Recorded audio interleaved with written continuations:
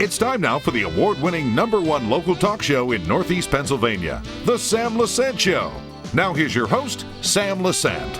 Well, my friends, November 5th is a very important day for all of us. Please, whatever you do, go and vote. But you know, my friends, I've said this many times, people keep telling us how wonderful we have it and how things are so great. Well, when we put people in office, they affect our lives. And so what I'm asking you today is, if you're a staunch Democrat or staunch Republican, please put that aside and listen to what we have to say today. My guest is Rob Bresnahan. He is running for U.S. Congress in the 8th Congressional District. He's been on the show before. And I did reach out, my friends, to Congressman Cartwright. I have not received any word from him, so I just want you to know that we do reach out to other people. But Rob, it's nice to see you. Great to see you. Thanks for having me back. Now, you know, you're all over the place. I mean, every time you turn around, there's Rob Bresnahan. Before, no one knew who Rob Bresnahan was. We did a survey here before. I told you, maybe I asked 20 people, 3 people. Now you ask 20 people, 18 people know who you are. That's a pretty good return. Yeah. You know, the last time you were on the show, we had other people. We talked about how political people affect our lives, okay? And it's unfortunate how, at this time, you know, with the entourage of all these 30-second commercials and how they deceive people. It's just disgusting to me. I mean, I've done over 6,000 shows, and I've seen so many phonies. What are you campaigning on?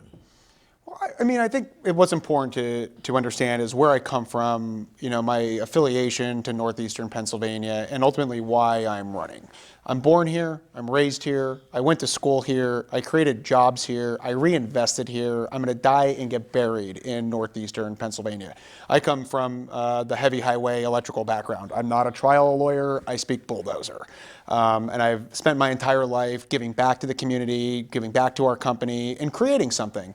And so many times we see career politicians that are in for over 10 years or multiple different terms lose sight of what Northeastern Pennsylvania is about. Going back, I was born in Wyoming borough, Kingston, but raised in Wyoming, PA, moved to Pittston when I was 16 and ultimately went to the University of Scranton. And my entire life, my mom did bowling birthday parties, my dad developed Kodak film. So we're 5 generations of Northeastern Pennsylvania, and I'm running because I love this country, I love Northeastern Pennsylvania, and I love the people. And I feel that my opponent, Congressman Cartwright, has lost sight of those values because he votes with the Progressive Caucus nearly 100% of the time. And I don't think Matt is a bad guy, he's a good guy, he has bad policies. And that's ultimately why I'm running, is because that's not what Northeastern Pennsylvania needs. Well, you see, you know, sometimes when you're successful in life and what you have been, some people think you got a silver spoon, but they do not even know the story of what you've done and what you've invested. But you know, I've seen these people that, you know, all of a sudden they pop out of the woodwork after when they're running for office. They've been in, and then you hear all the things that they've done. But then you sit, well, wait a minute, you know the trick that they used, the liberals use? You're buying this for $9, Rob, and then it goes up to $18. But then here's what they do. They say, they drop it to 15. You see? Now you're getting a deal. Oh, you see, we're reducing inflation. And they have, of course, the liberal press who says, yay, look, the inflation's going down. But people are still suffering. Before we did the show, I go through the mall and I have people ask questions. And it's a shame when people just shake their head. And they say, Sammy, this country is in a mess. Okay, morals are down the tubes. The Democrats are gloating over the fact that they want to kill more babies. I mean, how many more babies you want to kill? That's what they have fake actors with the stethoscopes on, that they're pretending that they're saying they want to do away with you. They did an ad against you. You're a bad person. You don't have any morals, Rob. Well, I mean, they did an ad against me that just is a damn lie. That's what it comes out to. Because, I mean, from day one, I have said we have to be empathetic, we have to be understanding. I would not support a federal ban on abortion. I believe in your exceptions, but we have to be pragmatic, we have to be understanding, and we have to be sympathetic to what females are going through. To run ads because of people who have endorsed me or have come on my campaign to suggest that I am for a complete ban on abortion is just materially and factually incorrect. But I want to go back to the first comment there about the silver spoon. I mean, I've been around my family business my entire life. I mean, I would scream and cry until my grandfather would take me out onto a job site. My grandfather bought me a quad early on when I was, 9 or 10 years old, and he says, I'm going to pay for this, but you're going to pay me back. And you're going to find a way to go out, get customers, snowplow for people, shovel sidewalks, and I paid him back every single cent.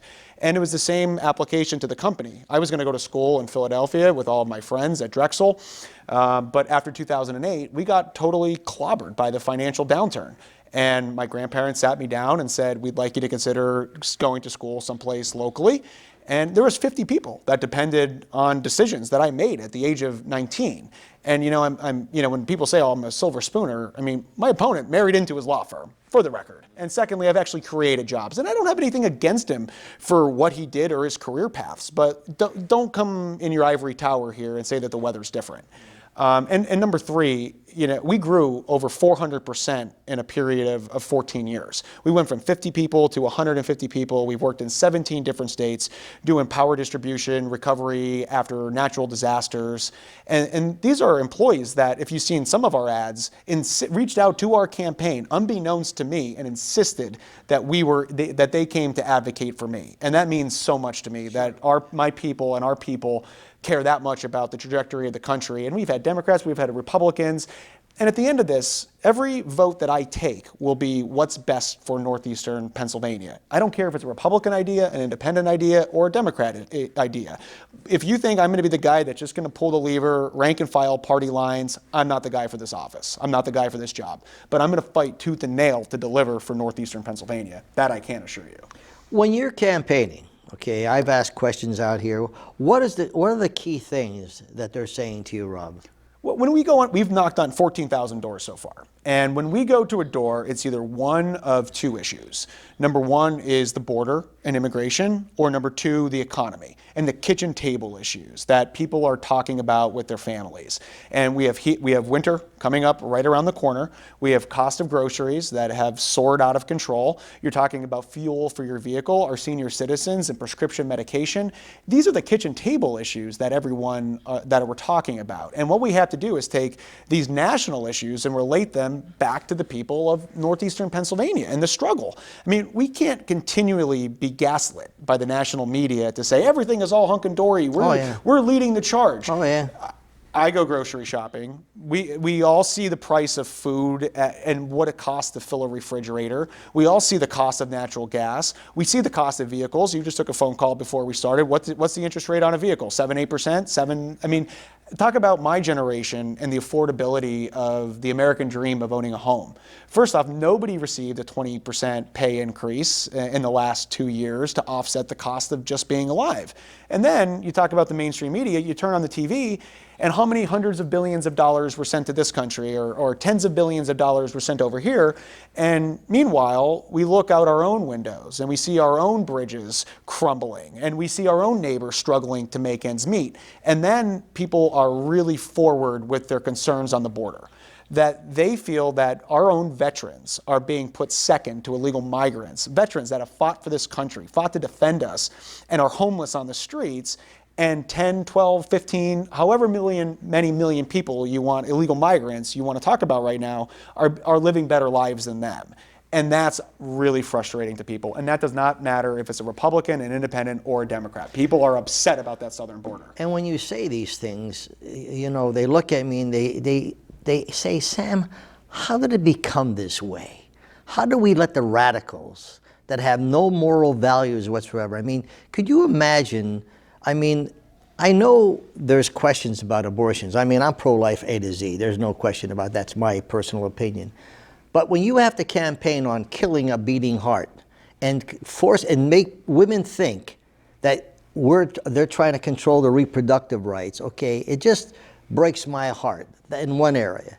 The second area is how the media, okay, and I'm a part of the media, and sometimes I'm embarrassed to be a part of it because they're not fair. Just be fair. Is that what you want in life, is to be fair? But how do we get this way? Well, I live with the media, for full disclosure. My fiance and I, we've just recently got engaged, and listen, you have to think, again, everything about me is common sense, pragmatic solutions. You have to get across that bridge because you have to be able to get things done.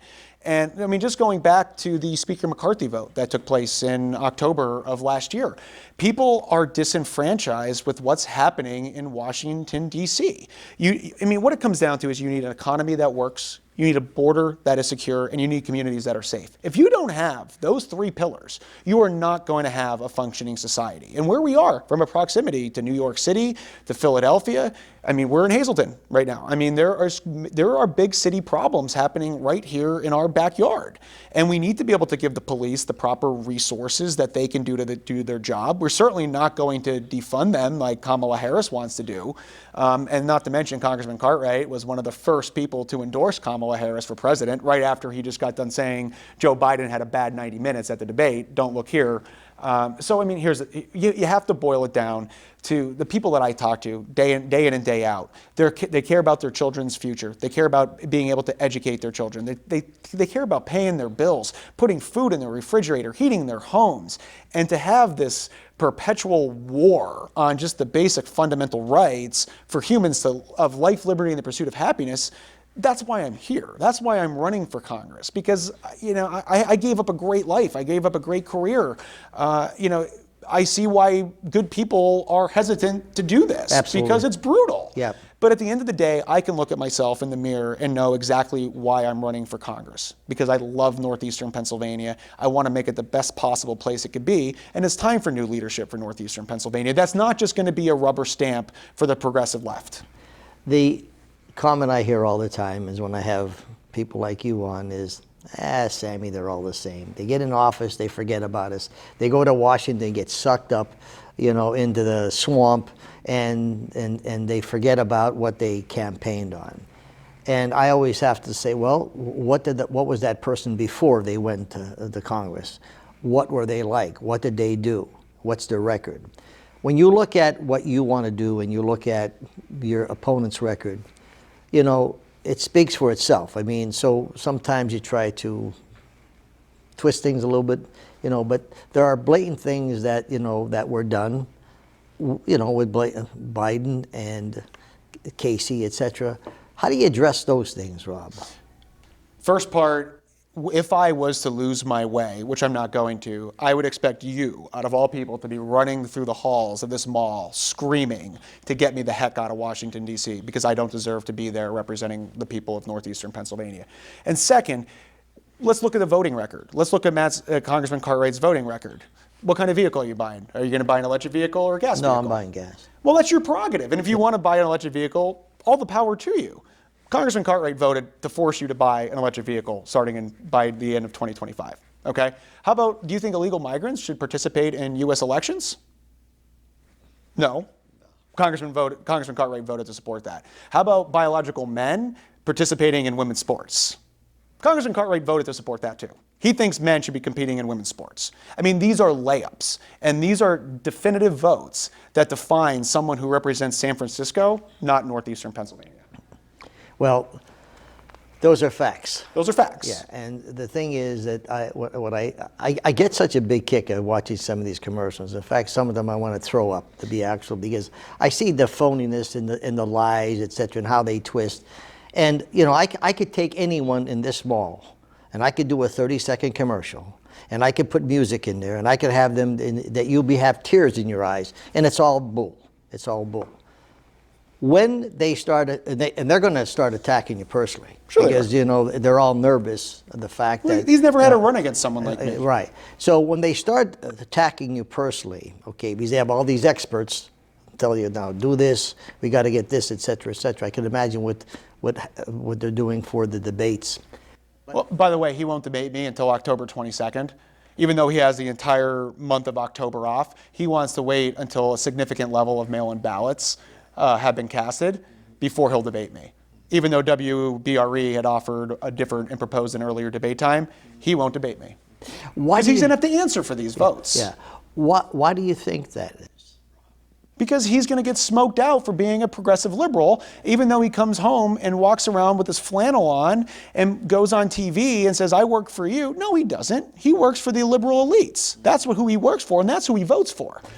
Tell me about this railroad that he's projecting to have from Scranton to New York. Well, maybe we should talk about the Nacero gas plant. Maybe we should talk about the bridges. Maybe we should talk about all the other election year press conferences that he's done before we start talking about a railroad. Listen, I'm an infrastructure guy. I'm all for the creation of any form of infrastructure because I believe it creates family-sustaining jobs, careers with health benefits, with retirement accounts. But I also believe in practicality. And again, I boil everything about me back down to being pragmatic. And secondly, if we are fortunate enough to be able to get a railroad system, do you want a trial lawyer building a railroad or a contractor? I'll leave that decision to you. Well, some of the questions have is, do we want to open up, bringing people from the city into her, and there's good and bad there, okay? And I think maybe I've never been able to weigh the both differences. I was just curious what your opinion is. Well, Matt's a chameleon. Congressman Cartwright's a chameleon. He votes one way and comes back to the district and acts completely different. Just like this was advertised as being a commuter train. I mean, this is not for people to reverse commute to work in New York City.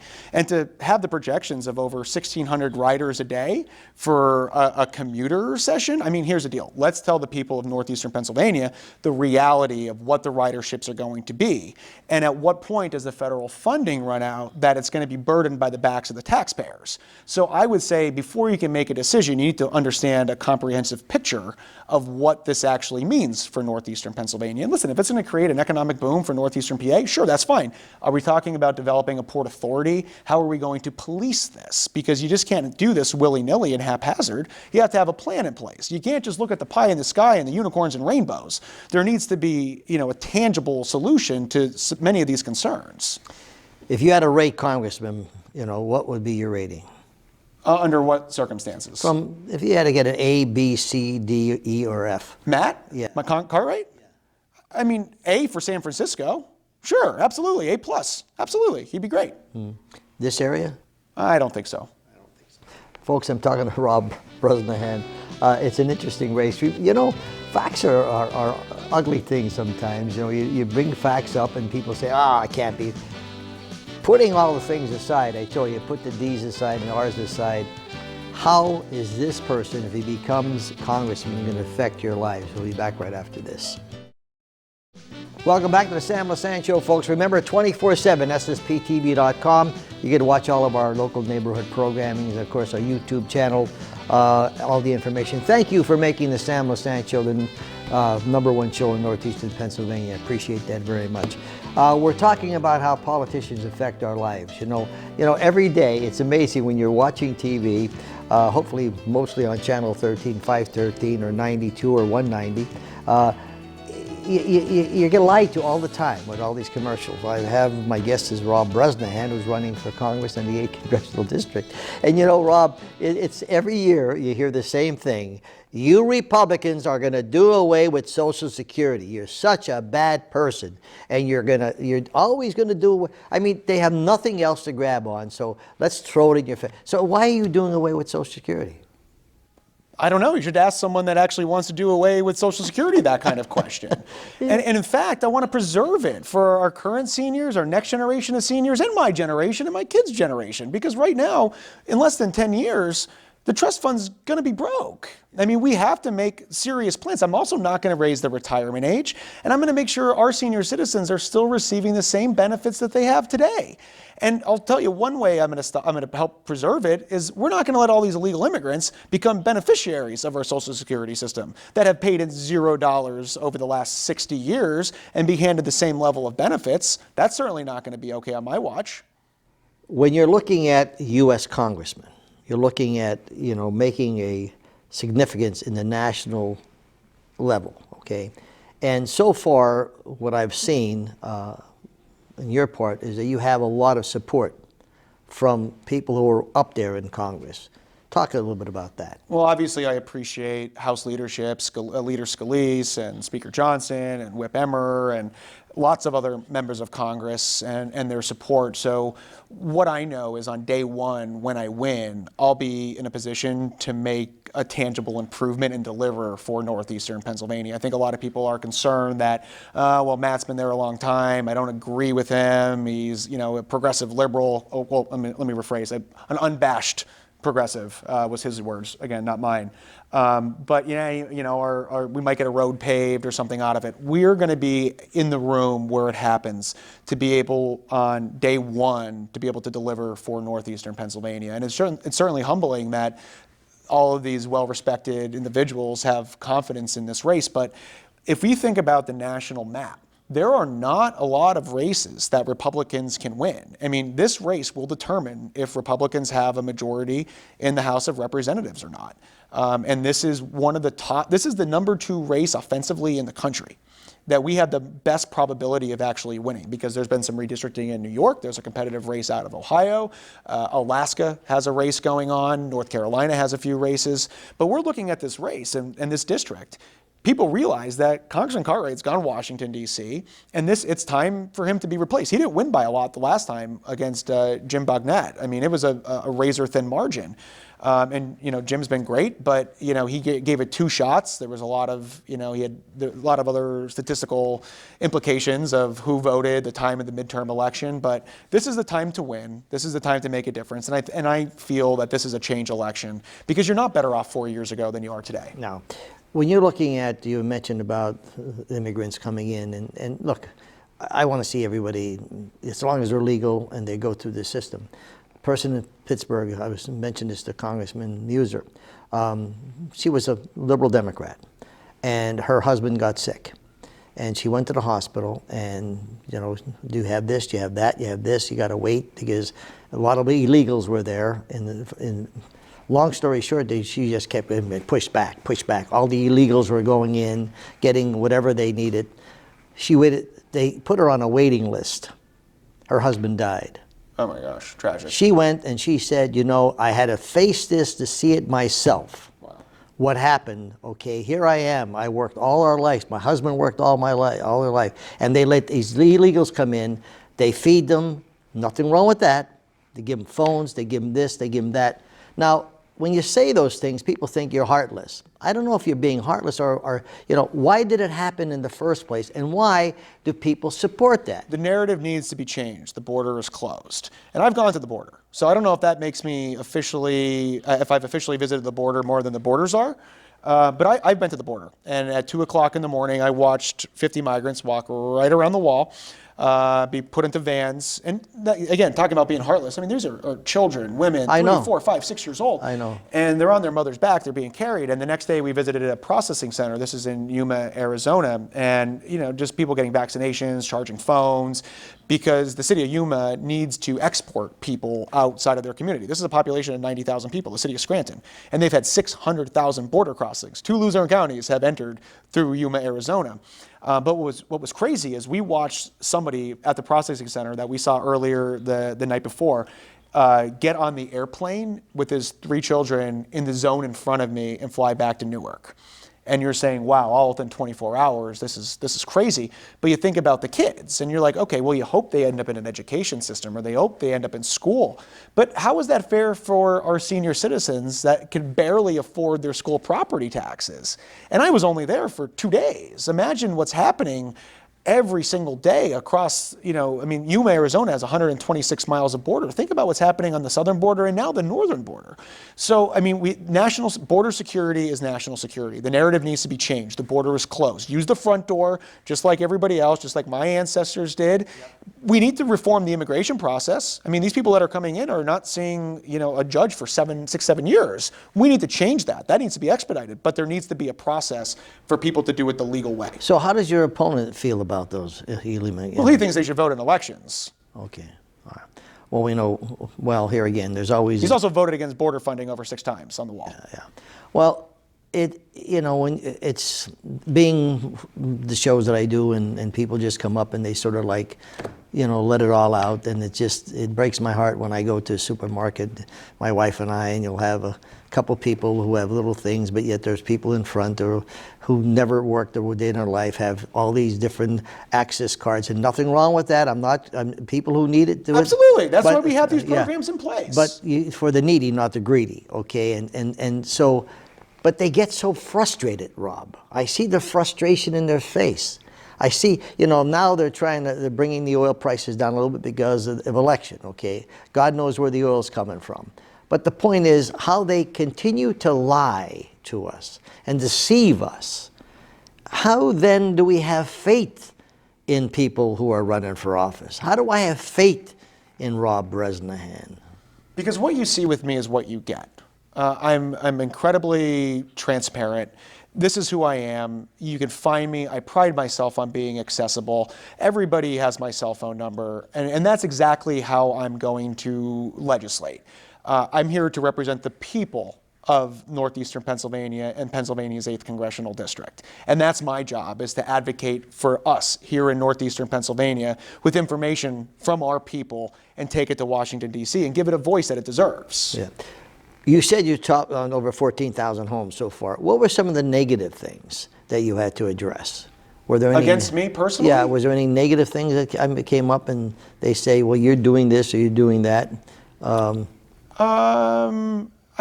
Sure, people want to know who I am. I mean, they see me on TV, and it's a lot different than, which is, strange because I've never, I ran for state committee once, but I never ran to represent, an actual, group of people, bipartisan group of people. They want to know who you are. They want to know what you stand for, your history, and you only get 30 seconds on a television ad to be able to judge the character of a person. So oftentimes I find myself telling my background, talking about when I was 7 years old, stripping copper wire in the back of my warehouse. Or see, people want to know why, because you were talking about substance here. We're talking about who you are today. You weren't given everything, okay? You're not a career politician, but that's why I always ask, what is the substance of the person? Everyone can come on, and tell me how great they are. When they say, well, who is he? Well, we finding out that more as you're getting around talking to people don't know who you are now, and I think that's it. Well, this show is going to be seen all in Lackawanna County, Luzerne County. This is your camera. Tell our audience why they should vote for Rob Bresnahan. I'm not a career politician. I'm born here, I'm raised here, I love it here. Chelsea and I would not dream of living anywhere else. We want to die and get buried in northeastern Pennsylvania. It's time to take advantage of our location and our proximity of northeastern Pennsylvania and really deliver and give a voice to the people of northeastern Pennsylvania, not that of San Francisco, but rebuild northeastern Pennsylvania through a fresh brand of leadership and make a change. This is the time to make a change. If you think this is you are better off than you were 4 years ago, now's the time to vote. November 5th, I'd love to have your support and know that I'm going to fight tooth and nail to give us what we deserve right here in our backyards. And let me attest to one thing, my friends. When he says he's transparent, he's transparent. Like you call him and bingo. 9 times out of 10, he'll answer the phone. If not, he's calling you back. I don't know if that's a good thing, giving everyone your cell number, but you're there. That's okay. Yeah. I want to hear from people. I enjoy talking to people. Yeah, you certainly do. All I can say, Rob, I wish you the very best. Okay, and we need a lot of help, and hopefully we get it from people who are honest and sincere. And so the best to you. Okay? Thank you. Remember, my friends, politicians affect our way of life. You live it every day. You know what I'm talking about. November 5th, whatever you do, get to know the candidates, but please vote. We'll see you next time.